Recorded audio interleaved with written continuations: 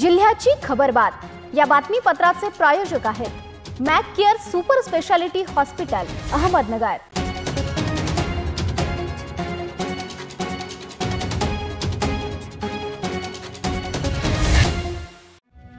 नमस्कार, मी साक्षी न्यूज 24 सह्याद्रीमध्ये तुमचं स्वागत। पाहूया अहिल्यानगर जिल्ह्यातील महत्त्वपूर्ण बातम्यांचा आढावा जिल्ह्याची खबरबातमध्ये। शेततळ्यावर विद्युत पंप सुरू करण्यासाठी गेलेल्या पत्नीचा शेततळ्यात पाय घसरल्याने पाण्यात तिला वाचवण्यासाठी पतीने उडी घेतली। हे दोघेही बुडत असल्याचं बघून एका तरुणाने त्यांना वाचवण्यासाठी शेततळ्यात उडी घेतली।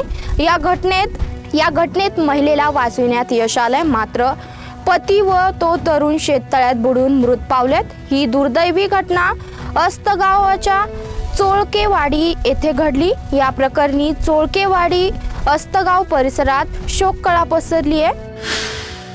भारतीय जनता पक्षाने शहर जिल्हाध्यक्ष पदासाठी नव्या चेहऱ्याची निवड करत अनिल मोहिते यांना जबाबदारी सोपवली आहे। शनिवारी प्रदेश निवडणूक अधिकारी चैनसुख संचेते यांनी मोहिते यांच्या नियुक्तीची अधिकृत घोषणा केली। भाजपाने अहिल्यानगरात उत्तर, दक्षिण आणि शहर जिल्हाध्यक्ष पदाच्या निवडीसाठी शिर्डी येथे एक महत्त्वपूर्ण बैठक आयोजित केली होती।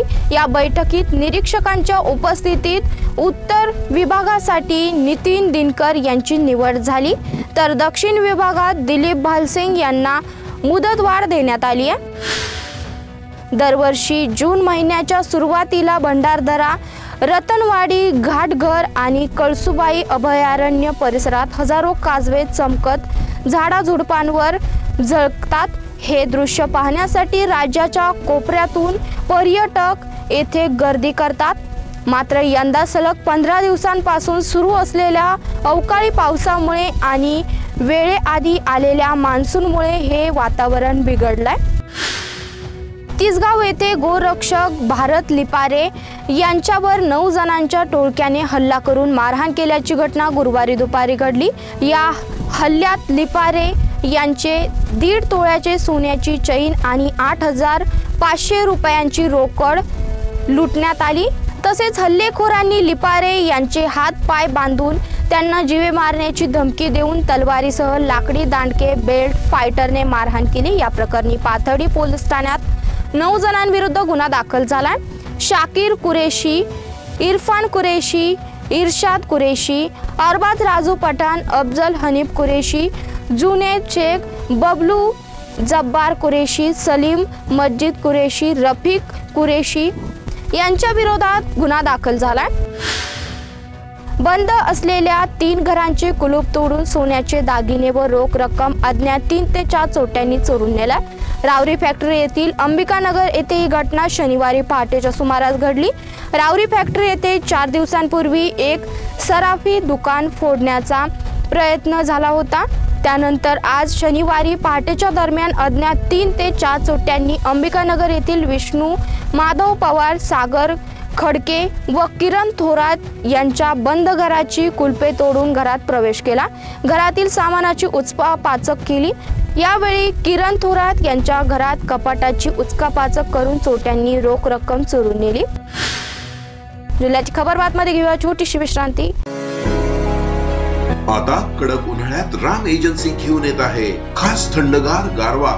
सर्व ब्रँडेड कंपनीचे फॅन, एसी, कूलर्स, फ्रीज आणि बरेच काही। तर या उन्हाळ्यात एकदा अवश्य भेट द्या नामांकित कंपनीचे इलेक्ट्रॉनिक वस्तूंचे नगर जिल्ह्यातील एकमेव विश्वसनीय दालन राम एजन्सी, शाखा सावेडी, नवी पेठ आणि मार्केट यार्ड। विश्रांतीनंतर तुमचं पुन्हा एकदा स्वागत। पाहूया पुढील बातम्या। पारनेर तालुक्यातील देवी भोयरे गावात दारूबंदीसाठी उपोषण करणाऱ्या उपोषणकर्त्यांच्या घरातच गावठी दारूचा साठा सापडला। ही बाब गुरुवारी सायंकाळी उघडकीस आली। त्यामुळे या अवैध दारू विक्री प्रकरणी पारनेर पोलीस ठाण्यात दोघांविरोधात गुन्हा दाखल झालाय। याबाबतची फिर्याद पोलीस कॉन्स्टेबल प्रकाश सुभाष बोबडे यांनी दिली आहे। नितेश जयवंत गायकवाड व विकास जयवंत गायकवाड यांच्या विरोधात महाराष्ट्र दारूबंदी कायद्याअंतर्गत गुन्हा दाखल झालाय। स्वातंत्र्य सेनानी सहकार महर्षी दिव्यांगत भाऊसाहेब थोरात यांच्या आदर्श तत्वांवर काळजीपूर्वक व काटकसरीने साखर कारखान्याचे कामकाज सुरू असून शेतकऱ्यांना चांगला भाव देण्यासाठी कारखाना कायम कटिबद्ध आहे। ऊस वाढ योजनेअंतर्गत एकरी 100 टनापेक्षा जास्त ऊस उत्पादन करणे आणि ऊस लागवडीचे नियोजन करणे अत्यंत महत्त्वाचे आहे, असे सहकार महर्षी भाऊसाहेब थोरात सहकारी साखर कारखान्याचे अध्यक्ष माजी मंत्री बाळासाहेब थोरात म्हणालात। मान्सून पूर्व पाऊस झाल्याने जामखेड तालुक्यात शेतकऱ्यांनी खरीप हंगामासाठी बी बियाणे रासायनिक खते खरेदीला सुरुवात केली आहे। योग्य निविष्ठांच्या खरेदीसाठी कृषी केंद्रावर मोठी गर्दी होत आहे। याच पार्श्वभूमीवर कृषी विभागाने ठोस पावले उचलत भरारी पथकाच्या माध्यमातून कृषी केंद्राची पाहणी मोहीम सुरू केली आहे। अनियमितता आढळलेल्या 10 कृषी सेवा केंद्रांना नोटिसा पाठविण्यात आल्यात।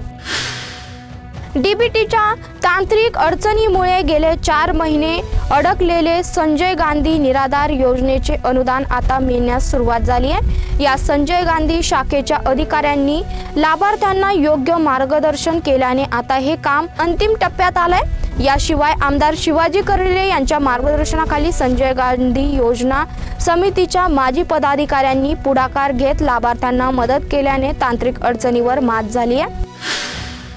जिल्ह्याची खबरबात मध्ये इथेच थांबतोय। तुम्ही पात्रा न्यूज 24 सह्याद्री। जिल्ह्याची खबरबात या बातमीपत्राचे प्रायोजक होते Mac care super speciality hospital Ahmednagar.